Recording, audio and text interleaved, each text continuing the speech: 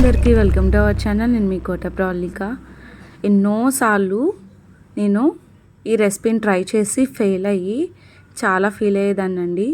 అలాంటి రెసిపీని ఇంత సింపుల్గా చాలా టేస్టీగా నోట్లో వేసుకోగానే కరిగిపోయే విధంగా అంత మంచిగా అయితే దీన్ని చేస్తాను. ఈ రెసిపీ మీకు కూడా కావాలా? అయితే రండి చూపించేస్తాను. ముందుగా ఒక బౌల్ తీసుకొని ఒక కప్పు గోధుమ పిండి, ఒక హాఫ్ కప్పు మైదా పిండి, అలాగే ఒక 1 టేబుల్ స్పూను కచ్చాపిచ్చగా దంచిన సోంపు పౌడరు, అలాగే రుచికి సరిపడా సాల్ట్ వేసేసి ఒక 2 టేబుల్ స్పూన్స్ దాకా ఆయిల్ అనేది యాడ్ చేసేసి మంచిగా వాటర్ పోసి మిక్స్ చేసేసుకోవాలండి. దానికంటే ముందుగా ఇలా చేత్తో ఒకసారి మనం వేసిన సోంపు, ఆయిల్, సాల్ట్ కూడా ఈ మైదా గోధుమ పిండికి కలిసిపోవాలన్నమాట. మంచిగా చేత్తో ఇలా మిక్స్ చేసేసుకోండి. 1 or 2 టైమ్స్ ఇలా ముద్దలా రావాలి.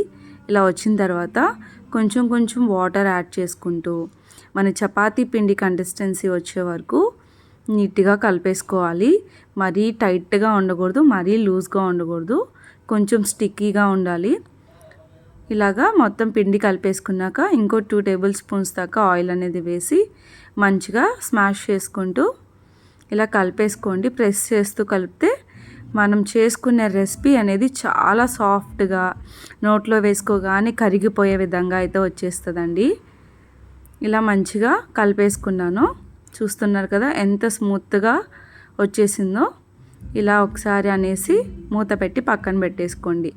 ఇప్పుడు ఒక 2 పొటాటోస్ని ఉడకబెట్టేసుకొని చన్నీళ్ళలో వేసి పీల్ తీసేసి ఇలా అయితే పెట్టుకున్నానండి. ఇప్పుడు వీటిని మనం తురుముకోవాలి.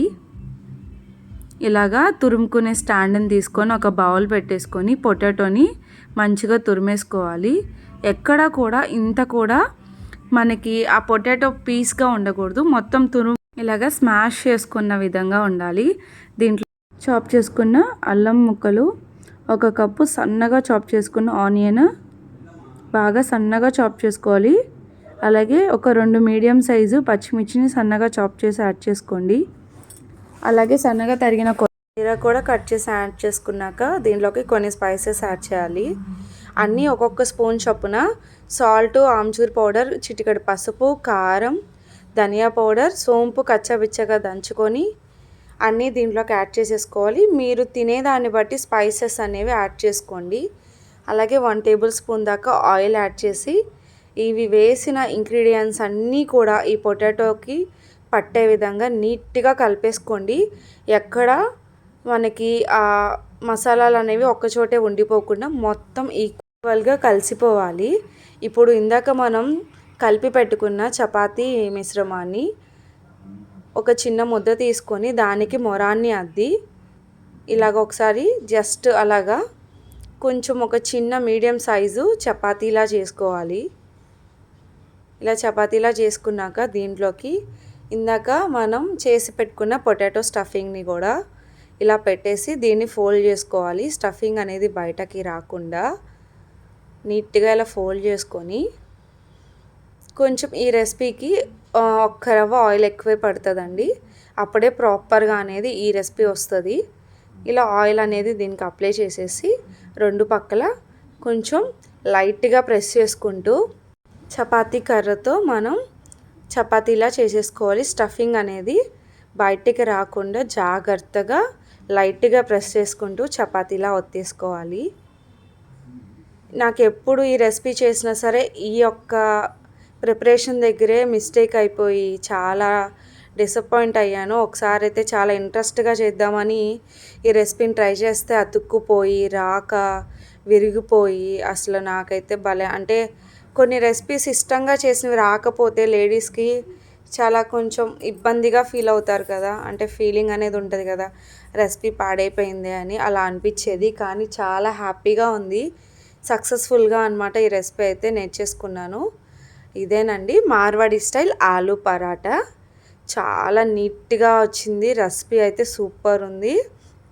ఇలాగా ఒత్తుకున్న దాన్ని పాన్ మీద వేసేసి 2 పక్కల ఆయిల్ అనేది అప్లై చేస్తూ మంచి రోస్ట్గా 2 పక్కల వేయించేసుకొని తిప్పుతూ మధ్య మధ్యలో ఇలా ఆయిల్ యాడ్ చేసుకొని వేయించేసుకుంటే ఎంతో టేస్టీ అండ్ నోట్లో వేసుకోగానే కరిగిపోయే ఆలు పరాటా మార్వాడి స్టైల్ అయితే రెడీ అయిపోయిద్దండి. అసలు ఎంత సింపుల్. జస్ట్ ఆ స్టఫింగ్ దగ్గర ఒకటి మనం పిండి కలిపేటప్పుడు కూడా చెప్పాను కదా, మైదా అండ్ గోధుమ పిండి కలిపితేనే ప్రాపర్గా ఆలు పరాటా అయితే వచ్చిద్దండి. ఎందుకంటే మైదాలో కొంచెం సాగే గుణం ఉంటుంది.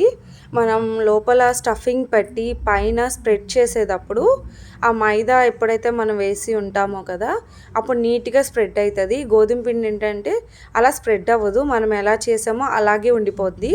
అందుకని ఇన్ని రోజులు ప్రాపర్గా రాలేదండి. ఇప్పుడైతే ప్రాపర్గా నేర్చేసుకున్నాను. ఈ రెసిపీ మీతో కూడా షేర్ చేసుకుందాం అనుకుంటున్నాను. చూస్తున్నారు కదా ఎంత బాగుందో. డెఫినెట్లీ మీరు కూడా ట్రై చేయండి. అలాగే లైక్ చేయండి, షేర్ చేయండి, కామెంట్ చేయండి. ఈరోజు రెసిపీ వచ్చేసరికి ఆలు పరాటా. మీకు ఎలా అనిపించిందో కామెంట్ చేయండి. నేను మళ్ళీ నెక్స్ట్ వీడియోలో కలుస్తాను. Bye bye, see you there.